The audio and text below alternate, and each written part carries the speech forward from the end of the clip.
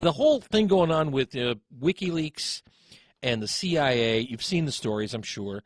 But the bottom line here is that, according to WikiLeaks, the CIA has been using televisions, you get the Samsung out there, smartphones, personal computers, cars, microwave ovens, to spy on owners. Is that the truth? Is there a certain element of truth to it, but overall it's not as big a deal? And really, who should we believe? Let's find out this morning from cybersecurity analyst and an attorney who specializes in computer data. We'll keep the legal thing going today with Shawn Tuma. Shawn, welcome back to the show. Good morning to you. Good morning. Thank you for having me. Thanks for being here. The idea, I'm always suspicious of WikiLeaks because, there's a lot of, the journalistic side of me rebels because I see them throw stuff out there and say, well, pick through it, see if you can find the needle in the haystack. In this instance, though, they got fairly specific about the CIA, the cyber espionage toolkit. What do you think about this overall? What's your general take? Well, my general take is that it is accurate and confirms much of what many of us have believed for years.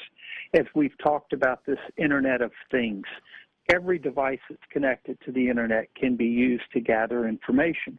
Many of these devices have microphones in them because we like to use the interactivity. We like to talk to the devices. Well, they pick up the sound. They then transmit that up to a server somewhere. And like any other data on the Internet, it can be intercepted.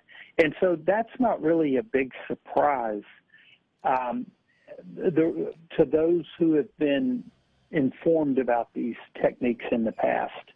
But overall, the concern here is we're worried about them being used for an improper purpose. Cyber is the new tool of warfare. And we want our nation to have superiority in that domain so that if anybody can use it, then we can use it to protect ourselves against those who wish to do us harm.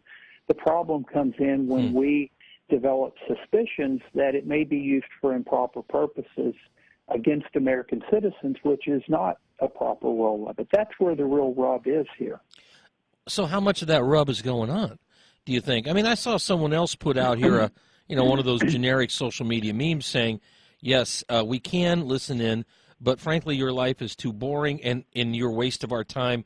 And that's the same goes for the other 312 million of you. The leftovers, yeah, you were interested in it. But, I mean, there's a certain, I guess, element of truth to that. The government isn't going to spend that much time really sorting through all of our lives because none of us are really that, so we can be kind of dull, Shawn.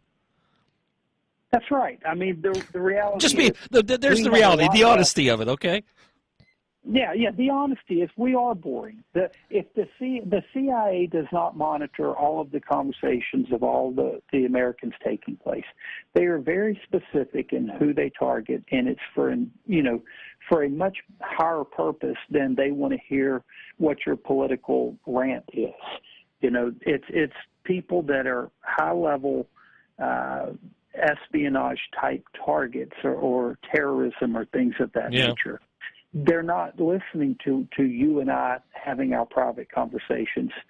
The real risk we need to be aware of, though, is the tools and techniques that the CIA uses and can use are the same ones that ordinary criminal gangs can use against us as well. And that's why we need to be educating ourselves on this stuff, not because of the CIA as much as because there are criminals out there who are using these against us all the time at a lower level.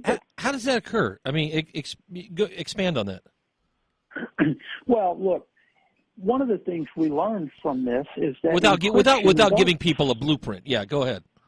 Yeah. Encryption works. The WhatsApp and Signal applications, the CIA was not able to break the encrypted stream of data. But what they could do is get on your phone and intercept the information before it ever made it to that. Okay. And the way they do that's the way we all get attacked. Social engineering, sending phishing emails where people click on the links, weak passwords. That's where it all starts.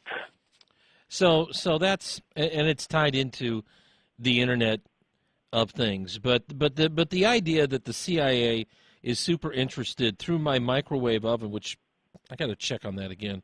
I usually just heat stuff up and make popcorn with it. But I mean, okay. But the idea that things like this are going to be spying on me for the government and used against me, in the vast majority of cases, even if if they're capable of doing it, we shouldn't worry, because they're just, there's not enough interest level, manpower, resources, money to make all that work and make it pay. But for criminals, that is a going concern, enterprise, and on the tech side, they can make money doing that. That's right. And you have to understand, everybody does, that if you have a device you can talk to, that device is transmitting your conversations to a server somewhere, and it can be intercepted and can be used.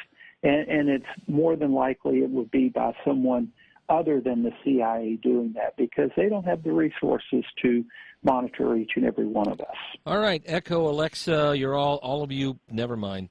Even my electric razor, I got to take a good close look at it.